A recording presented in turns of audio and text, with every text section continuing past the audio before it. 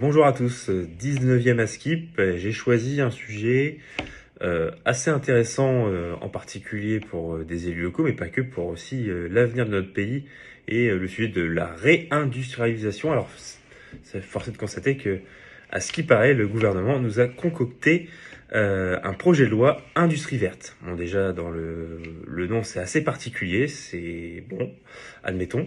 On a regardé en profondeur en tant que parlementaire, forcément, on a pu regarder de près en faisant des amendements, en commission en particulier, et sachez que on est vraiment au cœur d'un texte qui incarne la Macronie dans son ampleur.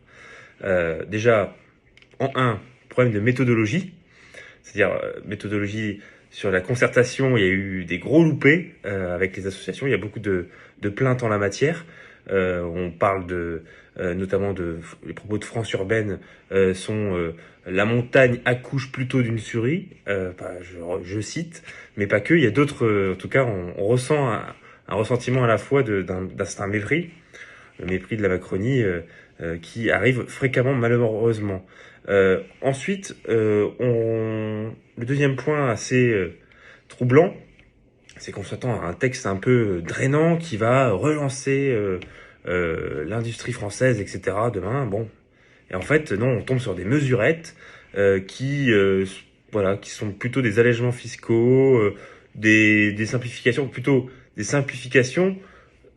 Ça, c'est le terme employé pour faciliter l'aménagement ou l'implantation d'industries. Sauf qu'en réalité, c'est plutôt redonnons le pouvoir au préfet et à l'État. Redonnons ce pouvoir. L'article 9, où en fait, c'est l'État centralisateur, le jacobinisme à la sauce macronienne, tellement bien réussi dans ce texte. Et puis, force est de constater qu'il y a aussi des entourloupes avec l'histoire du Stradet, où en fait, on est en plein conflit avec le gouvernement sur la PPL ZAN. Tout ça n'est pas stabilisé. Le texte d'ailleurs, je crois, passe à l'Assemblée cette semaine. Et donc on nous débat sur des choses. En fait, on ne sait pas vraiment où ça va aboutir. Enfin, tout ça reste très très très flou. Parfois, on peut s'y perdre. Et puis surtout, le projet de loi inscrit la planification industrielle dans les Stradets, mais avec quel outil? Est-ce qu'on les a identifiés, les filières industrielles à développer? Est-ce qu'on a analysé les réels besoins au niveau national, au niveau des matériaux, au niveau des emplois et des formations? La réponse, c'est non. Le troisième point que je voulais mettre en avant, c'est au-delà de la méthodo, au-delà des mesurettes, c'est on a, comme d'habitude, on lance des projets de loi sans avoir travaillé sur une stratégie nationale, en donnant des objectifs clairs. C'est ce qui s'est passé sur l'énergie. Sur l'énergie, on va avoir un débat au mois d'octobre 2023, alors qu'on nous a fait légiférer sur des projets de loi sur le nucléaire et sur les énergies renouvelables. Donc, force est de constater que, comme d'habitude, la Macronie fait les choses à l'envers. C'est-à-dire, on lance les modalités, mais on connaît pas bien les principes, mais c'est parce qu'en fait, la Macronie n'a pas de colonne vertébrale, n'a pas d'orientation réellement politique, à part le libéralisme un peu farfelu. Ceci dit, on a regardé, il y a des mots qui ressortent, alors c'est magnifique, hein. Faciliter, financer, favoriser, former. Bon, tout ça, la FFFFFF.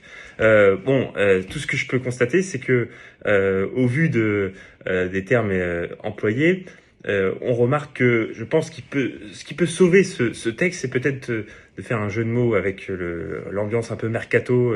Est-ce que Mbappé va partir au Real ou pas?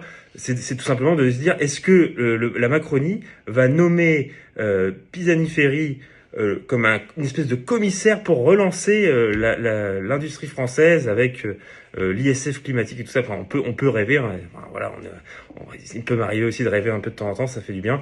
En tout cas, force est de constater que tout simplement, la Macronie, comme d'habitude, est passée à côté. Parce que en plus, les mesurettes, elles sont bancales. Quand je dis bancales, c'est que, vous savez, le président de la République a dit on va mettre sur pause sur les contraintes environnementales pour justement relancer l'industrie. On va mettre sur pause. Bon, oui, effectivement, avec un texte comme ça, on met sur pause parce que le fléchage des aides publiques, où il y avait une espèce d'éco-conditionnalité pour, on va dire, orienter l'argent public vers des modèles économiques plus vertueux, plus verts, employant les termes les plus connus, les plus simples. Et là, c'est pareil, c'est un gros loupé en la matière, à part des allègements fiscaux, en veux-tu, en voilà. Comme d'habitude, il n'y a pas grand-chose qui ressort. Aussi, un peu ambitieux, c'est-à-dire, c'est très sympa, mais en gros, aussi l'épargne des Français qui vont permettre de faire de grandes choses. Bon, tout ça, bon voilà, c'est encore un truc un peu délirant, un peu déconnecté. Et c'est ça quand on a en fait un esprit macronien très libéral, très centralisateur. Voilà comment ça se termine, et ça se termine mal, c'est-à-dire déconnecté des territoires.